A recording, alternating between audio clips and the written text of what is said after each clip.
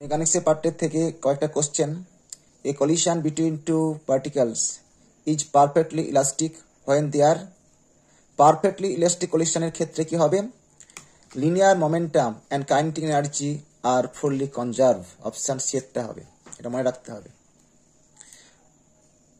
2 নম্বর কোশ্চেন দিয়েছে, in kinetic theory of gases, a molecule of mass m of an ideal gas collides with the wall of the vessel with velocity v. The linear momentum of the molecule is, তাহলে direction change হবে, আমি করে রেখেছি এখানে। Linear momentum এই ডিরেকশনে ছিল mv, আবার back করছে মাইনাস mv, এটা পজিটিভ ডিরেকশন বলে negative direction. Total linear momentum change হয় মাইনাস mv, লাস্ট মোমেন্টাম থেকে প্রথম মোমেন্টাম বিয়োগ করতে হবে, তো মাইনাস 2 mv, তাহলে এটা হয় মাইনাস 2 mv আছে এখানে। Option minus 2 mv, option A is the correct answer. তারপর 3 নম্বর কোশ্চেন আছে, a central force is an example of. Central force অবশ্যই কনজারভেটিভ ফোর্স হয়েছে।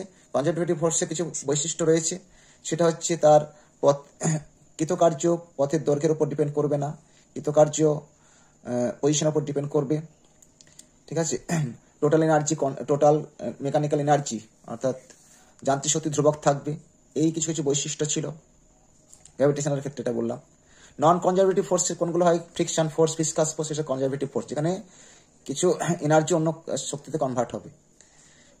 আচ্ছা, ফ্রিকটিটাস মানে অলিক বল বা সিউডো ফোর্স, এটা আলাদা জিনিস। তারপর 4 নম্বর কোশ্চেন আছে, ইনএলাস্টিক কলিশন। ইনএলাস্টিক কলিশনের ক্ষেত্রে কি হবে? ইলাস্টিক কলিশনের ক্ষেত্রে মোমেন্টাম আর এনার্জি কনস্ট্যান্ট থাকবে ইলাস্টিক কলিশনের ক্ষেত্রে, আর ইনএলাস্টিক কলিশনের ক্ষেত্রে কি হবে? মোমেন্টাম কনজার্ভ থাকবে কিন্তু টোটাল এনার্জি কনজার্ভ থাকবে না, এটা অপশন হবে।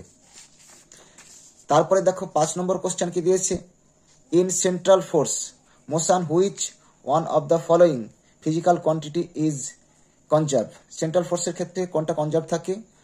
পৃথিবী সূর্যের চারিদিকে ঘুরছে, তার ভেলোসিটি চেঞ্জ হবে, কিন্তু যে কোনো পার্টিকুলার যে কোনো পজিশনে তার অ্যাঙ্গুলার মোমেন্টাম mvr যেটা বলি, সেটা হচ্ছে কনস্ট্যান্ট থাকবে। অর্থাৎ সেন্ট্রাল ফোর্সের আন্ডারে, সেন্ট্রাল ফোর্সের ক্ষেত্রে তার পথটা হয়ে যায় ইলিপ্টিক্যাল, অর্থাৎ উপবৃত্ত হয়ে যায়। উপবৃত্তের দুটো ফোকাসের মধ্যে একটা সেন্টারে থাকবে, একটা ফোকাসে থাকবে সূর্য। তো ইলেকট্রিক্যাল কক্ষপথ। এবার এটা কিন্তু আমাদের পরমাণুর ক্ষেত্রে, ইলেকট্রনগুলি ঘূর্ণনের ক্ষেত্রে কিন্তু টোটাল অ্যাঙ্গুলার মোমেন্টাম কনস্ট্যান্ট থাকবে, অ্যাঙ্গুলার মোমেন্টাম কনস্ট্যান্ট mvr যেটা বলি, এটা হয়ে গেল। 6 নম্বর কোশ্চেন দিয়েছে, kinetic energy needed to project a body of mass m from earth surface to infinity, মানে কি হবে? এইটার ক্ষেত্রে মনে রাখবে mvr, ওয়ার্ক ডানটা হয়ে যাবে mvr। এতে আমি কৃতকার্য করি, ফোর্স হচ্ছে মানে ফোর্স ইন্টু তোমার হচ্ছে ডিসপ্লেসমেন্ট, কৃতকার্য ওয়ার্ক ডান। এবার ক্ষেত্রে কি গ্র্যাভিটেশনাল পটেনশিয়াল দিয়ে করতে পারি, mvr হবে। আরটা হচ্ছে পৃথিবীর গড় ব্যাসার্ধ। 7 নম্বর question, a particle is moving in a circular with uniform speed, it has constant. এর ক্ষেত্রে কনস্ট্যান্ট কি থাকবে? ভেলোসিটি তো ডিরেকশন চেঞ্জ হবে, মানটা ঠিক, অ্যাক্সিলারেশনটা তো হবে চেঞ্জ হবে, ডিরেকশন চেঞ্জ হবে, লিনারটা চেঞ্জ হবে, অ্যাক্সিয়ালটা ঠিক থাকবে। এটা যে কাইনেটিক এনার্জি কনস্ট্যান্ট থাকে, এটা মনে রাখবে। তারপর 8 নম্বর question, a ball whose kinetic energy E is thrown at an angle 45 degree with the horizontal, its kinetic energy at the highest point of the its flight will be, এখানে কি বলেছে? প্রথমে কাইনেটিক এনার্জি ছিল mv square, horizontal সময় 45 degree অ্যাঙ্গেলে ছুটছে you ভেগে, এখানে কত হবে? হরিজন্টাল কম্পোনেন্ট হবে ইউ কস থিটা, আর ভার্টিক্যাল কম্পোনেন্ট হবে কত?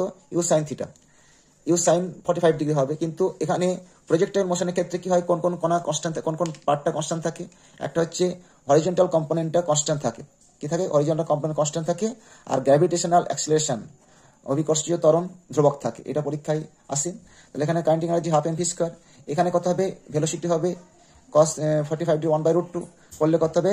e/2 হবে। কত হবে অ্যান্সারটা? e/2, এটা হবে অ্যান্সার, e/2 হয়েছে। স্টোন ইজ ড্রপড ফ্রম কি হচ্ছে এরোপ্লেন, তা যেটা স্টোনটাকে যেন পাইলট দেখবে কি স্ট্রেট লাইন। কেন স্ট্রেট লাইন দেখবে?